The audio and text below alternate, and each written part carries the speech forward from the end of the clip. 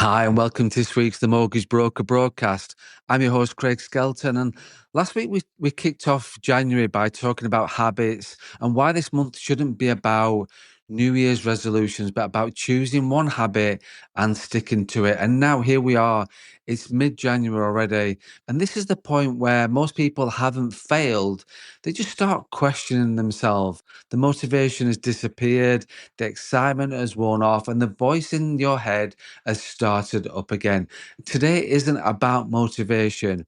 It's about self-doubt, because self-doubt is the quiet reason most habits don't last. And let's start with that. What self-doubt really is. Self-doubt isn't dramatic. It doesn't shout, it doesn't yell, it doesn't tell you to quit outright. It just gently whispers. It sounds like, what's the point? Or is this really making a difference? Or I've tried this before, or another one is, maybe this just isn't me.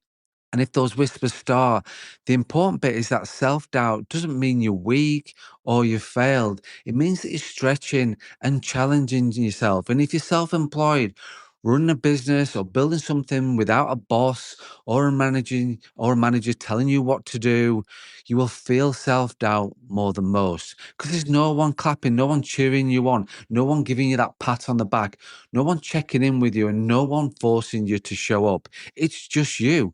So why does self-doubt kill habits? Well, most people don't stop the habit because it's hard. They stop because they start questioning whether it's worth it or not. And the moment you start debating with yourself, consistency slips.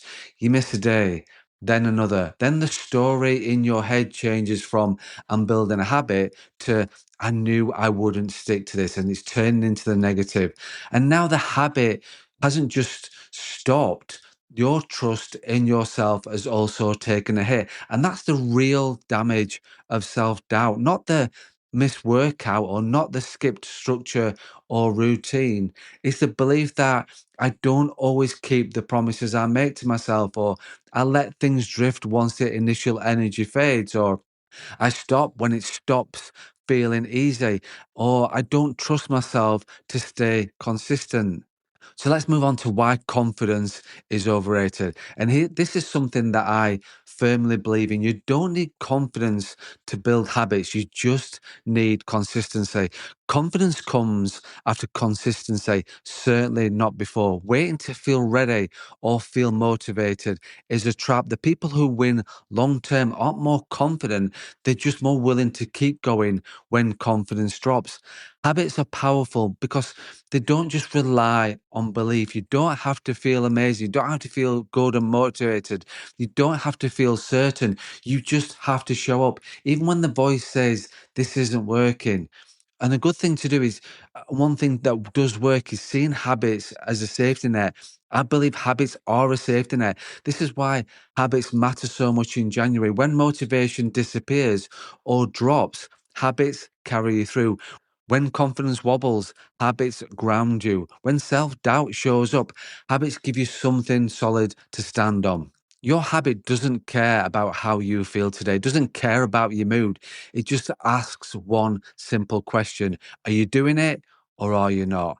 And every time you do, even if it's not perfect, you rebuild trust with yourself. And that's how self belief is formed, quietly, repetitively, without all the fuss, without all the hype.